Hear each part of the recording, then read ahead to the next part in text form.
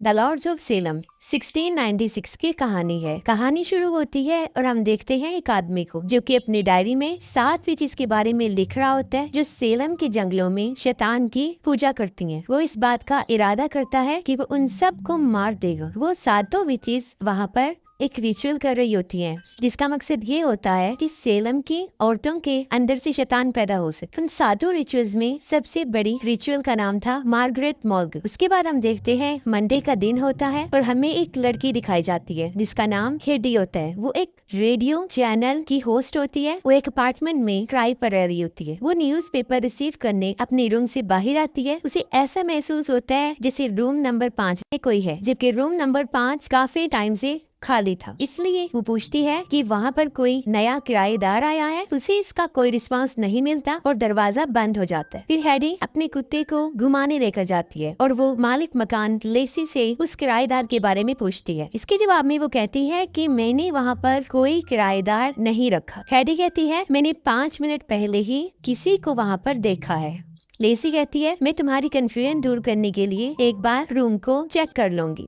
Heidi के जाने के बाद वो रूम नंबर 5 को देखने जाती है, लेकिन वहाँ पर उसे लॉक मिलता है। ये देखकर वो वापिस आ जाती है। फिर रात को हेडी रेडियो स्टेशन से घर जा रही होती है तो उसे रिसेप्शन पर एक बॉक्स मिलता है जो उसके लिए होता है। वो नहीं जानती थी कि वो बॉक्स कहाँ से आया है। बॉक्स के अंदर एक साउंड रिकॉर्डर होता है और उसके ऊपर सिर्फ द लॉर्ड्स लिखा होता है। खैर वो उस बॉक्स को उठाकर घर ले जाती है। साथ में उसका एक कोलीग हरमन भी उसके साथ होता है। घर जाके हरमन उस रिकॉर्डर को प्ले करता है लेकिन वो उससे नहीं चलता। इसके बाद हैडी उसे प्ले करती है तो वो फौरन चल जाता है। उस टेप रिकॉर्डर में बहुत खतरनाक किस्म का म्यूजिक था। जैसे ही हैडी उसे सुनती है उसे अजीबोगरीब होना शुरू हो जाता है। इसके फौरन बाद हम 1696 का एक सीन देख रहे होते हैं। इसमें वही विचेस एक औरत के पेट से बच्चा निकाल रही होती है। वो उसका बच्चा निकाल लेती हैं और वो बच्चा एक आम इंसानी बच्चा होता है। ये देखकर वो बच्चे को मार देती हैं। हैडी की ये हालत देखकर हरमन म्यूजिक ऑफ कर देता है। वो हैडी से पूछता है कि क्या तुम ठीक हो। हैडी उसे कहती है कि मैं अचानक कुछ थकी हुई महसूस कर रही हूँ और मैं सोना चाहती हूँ। उसके बाद हैडी सोने चली जाती है। हरमन भी चला जाता है। हैडी अपने रूम में जा रही होती है और ऐसा लगता है कि कोई और भी उसके साथ वहाँ पर मौजूद है, लेकिन हैडी का उस तरफ जहन नहीं जाता। अगले दिन ट्यूसडे होता है और उस दिन हैडी के रेडियो स्टेशन पर एक राइटर आते हैं जिनका नाम फ्रांसिस मैथाइज होता है। उन्होंने एक बुक सैटन लेस्टन लिखी थी जिसका टॉपिक सेलम विचेस ही था। वहाँ वो उसी रिकॉर्डर को प्ले करते हैं और हरमन उसे द लॉर्ड्स ऑफ सेलम का नाम दे देता है। वो रिकॉर्डर अपने चैनल पर प्ले करते ही हैडी की हालत दोबारा बिगड़ने लगती है। हैडी उसे म्यूट कर देती है लेकिन वो फिर भी सुनाई दिया जा सकता था और उसको सुना जा सकता था। इसके बाद उनका सेशन कंप्लीट हो जाता है। फ्रांसिस उससे पूछता है कि तुम्हारे पास ये रिकॉर्डर कहाँ से आया है। वो कहती है कि मैं नहीं जानती कि ये मेरे पास कहाँ से आया है। फ्रांसिस घर जाकर अपनी वाइफ से अपने इंटरव्यू के बारे में पूछता है। वो कहती है मैंने सारा इंटरव्यू रिकॉर्ड कर लिया है। फ्रांसिस पूछता है क्या तुमने वो म्यूजिक भी रिकॉर्ड किया है। वो कहती है जी मैंने वो म्यूजिक भी रिकॉर्ड किया है। फ्रांसिस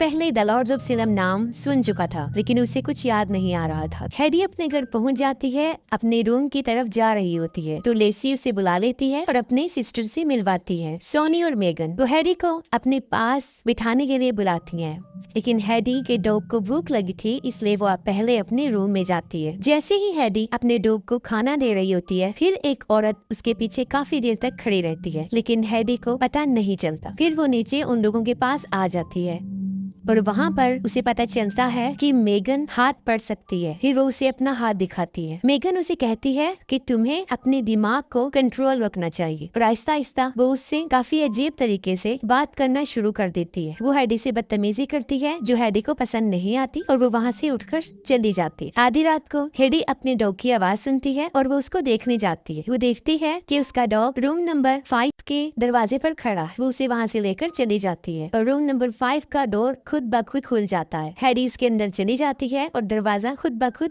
बंद हो जाता है। अंदर क्रॉस का एक निशान नजर आता है। हैडी देखकर उसे हिप्नोटाइज हो जाती है और ठीक उसी वक्त उसके पीछे कोई बड़ी भयानक चीज खड़ी होती है। फिर हम देखते हैं कि वही चीज जो हैडी के पीछे थी सामने से आ रही है और ऐसा महसूस होता है कि जैसे कोई जहन्नुम से बाहर आ रहा हो। दरवाजा खुल जाता है, हैडी बाहर आ जाती है।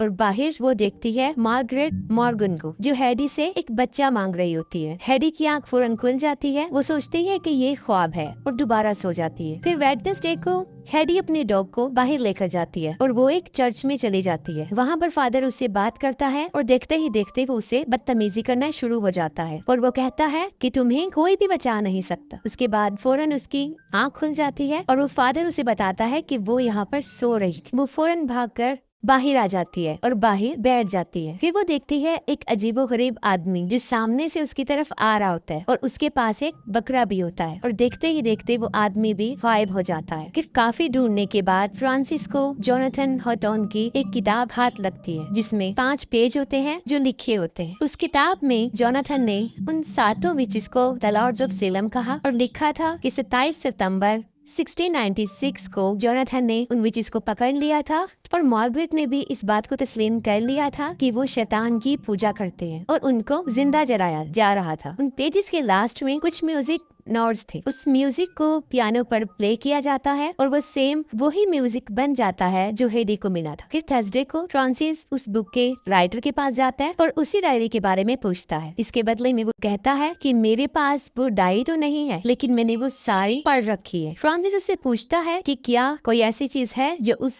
किताब में नहीं थी और तुमने नहीं पढ़ी। फिर वो मार्गरेट के शर्त के बारे में बताता है और शर्त ये थी कि जब मार्गरेट को जलाया जा रहा था उसने कहा था कि सेलम की रहने वाली जो बेटियां हैं उनकी पैदा होने वाली बेटियों को मार दिया जाएगा और शैतान भी उन्हीं में से पैदा किया जाएगा। तो हेडी हरमन को बताती है कि मैं जब भी वो म्यूजिक सुनती हूँ मुझे कुछ होने लगता है। फिर सडनली हेडी को खांसी होना शुरू हो जाती है और खांसने के बाद उसके मुंह से खून आ जाता है। हरमन डर जाता है और वो फौरन एम्बुलेंस को कॉल करता है। फिर हेडी देखती है कि हरमन के पीछे कुछ अजीबोगरीब लोग खड़े हैं। उनमें से ये आदमी हरमन को टच करते हैं, वो फौरन मर जाता है। फिर वो हेडी को भी पकड़ लेते हैं, वो उसका ऑपरेट करते हैं और उसके पेट को फाड़ देते हैं और एक कीड़े जैसा जानवर उसके पेट से निकालते हैं। इसके बाद दोबारा वो जाग जाती है। हेडी को समझ नहीं आ रहा होता कि ये सब कुछ क्या है, क्या सही है क्या गलत है। उसकी मेंटल एबिलिटीज भी बुरी तरह डिस्टर्ब हो रही थी और वो इन सब से बचने के लिए ड्रग्स लेना शुरू कर देती है। फ्राइडे वाले दिन वो ड्रग्स ले रही होती है तो अचानक से उसके दरवाजे पर नॉक होती है। वो देखने जाती है तो वहाँ पर वो तीनों बहनें खड़ी होती हैं। वो उन्हें अंदर बुला लेती है। दूसरी तरफ फ्रांसिस हेडी के बारे में रिसर्च कर रहा होता है जहाँ पर उसे पता चलता है कि हेडी का असल नाम एडिलहेड एलिजाबेथ है। थोड़ी रिसर्च के बाद उसे पता चलता है कि वो भी जोनाथन के उस शर्त में आई हुई एक लड़की। वो फौरन हेडी को कॉल करता है जो फोन मेगन उठाती है और कहती है कि रॉन्ग नंबर है और फोन बंद कर देती है। हेडी बेहोश होती है और वो तीनों बहनें हेडी को रूम नंबर 5 में ले जा रही होती है। लेसी रूम नंबर 5 के डोर पर वही निशान बनाती है जो उन विचेस के फेस पर बना हुआ था। इसके अलावा वो सिंबल रिकॉर्डर पर भी बना हुआ था और इवन के जोनाथन के डायरी पर भी। डोर के करीब आकर वो तीनों शैतान से प्रेयर करती है और फौरन दरवाजा खुल जाता है और वो हेडी को अंदर भेज देती है और रूम के अंदर का हिस्सा दिखाया जाता है जो पहले जैसा तो बिल्कुल भी नहीं था, लेकिन अब वो एक महल था और उसके बिल्कुल सामने एक अजीबोगरीब क्रिएचर खड़ी थी। हेडी आहिस्ता आहिस्ता उसकी तरफ बढ़ रही होती है और उसका चेहरा बिल्कुल बदल चुका होता है, यहाँ तक कि उसके माथे पर वही निशान बन जाता है जो उन विचेस का होता है। हेडी उस क्रिएचर के पास आती है, उसके अंदर से 2 टेंटिकल निकलते हैं और हेडी फौरन उन्हें पकड़ लेती है। इसके बाद दरवाजा खुल जाता है और हेडी बिल्कुल नॉर्मल हालत में बाहर आ जाती है। हेडी को देखकर वो तीनों काफी खुश होती हैं और हेडी को उसके रूम में सुला देती हैं। लेकिन अजीब बात ये थी कि वो क्रिएचर भी हेडी के साथ वहाँ पर मौजूद था। इसके बाद हरमन हेडी को कॉल करता है। हेडी को कुछ याद नहीं होता जो उस साथ हुआ था। वो कहता है कि आज रात हमारे स्टेशन पर कोई शो है और हमें उससे पहले मिलना है, लेकिन हेडी उसे इनकार कर देती है और फोन बंद कर देती है। लेसी हेडी के साथ ही होती है और वो उस पर मुसलसल नजर रख रही होती है। फिर फ्रांसिस हेडी से मिलने उसके घर पहुंच जाता है और दरवाजे पर लेसी होती है। वो कहती है हेडी घर पर नहीं है, लेकिन हेडी घर पर ही होती है। लेसी कहती है कि तुम अंदर आ जाओ और हेडी का वेट कर लो। अंदर वो तीनों बहनें उससे मुख्तलिफ सवालात करना शुरू कर देती हैं। फ्रांसिस उन्हें बताता है कि हेडी से मैं रेडियो स्टेशन पर मिला था और वहाँ पर द लॉर्ड्स ऑफ सेलम का रिकॉर्डिंग भी सुना था और मेरे पास कुछ इम्पोर्टेंट इन्फॉर्मेशन है जो मुझे हेडी को देनी है। और यहाँ से बात खराब होना शुरू हो जाती है। लेसी फ्रांसिस से काफी बदतमीजी करती है। फ्रांसिस उसे इग्नोर करता है, लेकिन सिचुएशन काफी खराब थी। वो जैसे ही उठकर जा रहा होता है, सोनी उसके सर पर पेन से वार करती है और वो नीचे गिर जाता है। फिर वो उसी पेन से उसे बहुत शदीद मारते हैं और उसकी जान दे देती है। फिर रात को शो के लिए हरमन उसे लेने आता है। फिर से वो तीनों वहीं पर खड़ी होती हैं। उसे भी वो रोक लेती हैं, लेकिन हरमन वहाँ पर आता जाता रहता था। वो नहीं रुकता और सीधा उसके रूम की तरफ चला जाता है। वो हेडी की रूम की तरफ आता है, दरवाजे को नॉक करता है और लेसी वहाँ पर पहुँच जाती है। लेसी के कुछ करने से पहले हेडी फौरन वहाँ पर आ जाती है और वो हेडी को कहती है कि तुम हरमन को कहो कि वो तुम्हारा बाहर वेट करे, और हेडी वही करती है। हरमन को ताज्जुब होता है। वो हेडी से पूछता है, लेकिन वो कुछ कहे बगैर दरवाजा बंद कर देती। फिर वो दोनों हॉल में चले जाते हैं और हेडी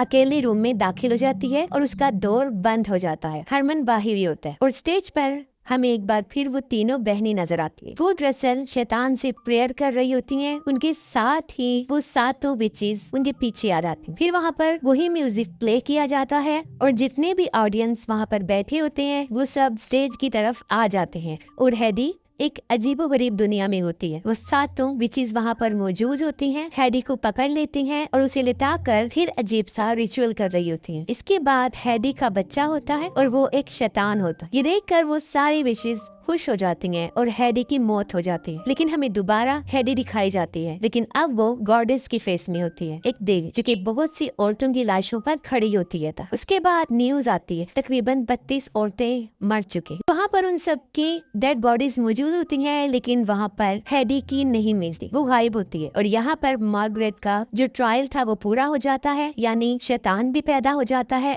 और सेलम की बेटियों की मौत हो जाती है। वो गॉडेस इसलिए बनी थी क्योंकि उसने एक शैतान को पैदा किया था और अब वो सारी विचेस की तरह बन चुकी है और सब लोग उसकी भी पूजा करेंगे और मूवी एंड हो जाती है।